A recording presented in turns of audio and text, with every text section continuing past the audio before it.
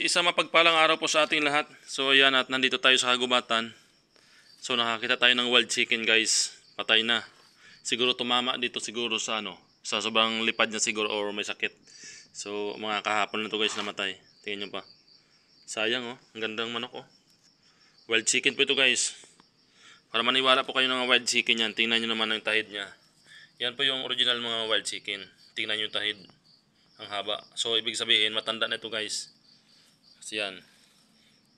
Yan po yung tahid ng wild chicken. So taba niya sana Ang ganda ng pitso niya Pulang-pula, tapang ng itsura Ang ganda ng pagkakulay guys. Ito yung mga original ng mga wild chicken. Yan. Ito po guys yung original ng mga wild chicken na tatawag. Yan po. So kagabi lang siguro namatay ito kasi hindi pa sa mabaho. Kagabi lang siguro ito namatay guys. Grabe naman. May kasabihan yung mga matatanda. Yung mga alaga daw ito ng mga mga engkanto, itong mga wild chicken. So, pumasal po ako dito sa sa Batangas. Ayan. So, nag-ikot-ikot tayo sa gubat. Nami-miss ko rin dito guys sa gubat. So, nakakita ako dito ng wild chicken. Patay na siya. Yan. Sayang ang ganda pa naman. Siguro sa sobrang lipad juga ito mama dito sa bubog. Dito sa kanina nakadapa dito. So nakayan siya. Yan ang ng wild chicken. Sa mga hindi pa nakakita ng wild chicken, ito po. Wild chicken po yan. Maliit lang katawan niya pero matipuno.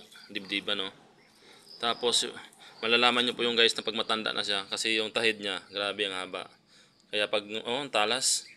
Kaya guys pag natamaan kayo nito ng tahid nito, siguradong bulag kayong mga manok nyo. Kaya matatapang to Tsaka maiksi lang guys yung mga paa. Maiksi lang po siya. Hindi kagaya ng ibang manok na ay talaga. Yung paa niya mahaba. Ito po ay maiksi lang paa nila. Yan. Pero matipuno. Masulid yung katawan Pitsuhan mataba. Either po guys na ito ay tumama dito sa salamin. Akala niya siguro makalusot. Mabilis siguro yung lipad niya. Tumama doon. Tapos yun. Hindi niya nakarecover. Ulo siguro yung tama niya. Either na may sakit siya. Ayun mata niya kawawa naman. Malamig na guys. Siguro kagabi lang to. O mga kahapon. Kasi malambot pa siya Malambot pa guys yung katawan niya. Sayang Ang ganda ng itsura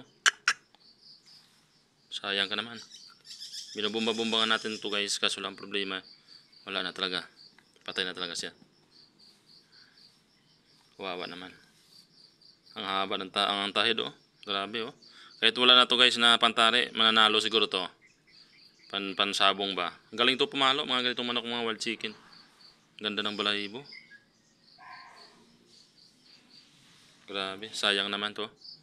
Ayan guys. Sa mga hindi po nakakita ng wild chicken, ating mga viewers dyan, ito po wild chicken po talaga ito. Yan. Napakaganda yung kulay. Kaso lang ay patay na talaga siya. Yan Kawawa naman. Yan guys. Ito yung wild chicken. Yan.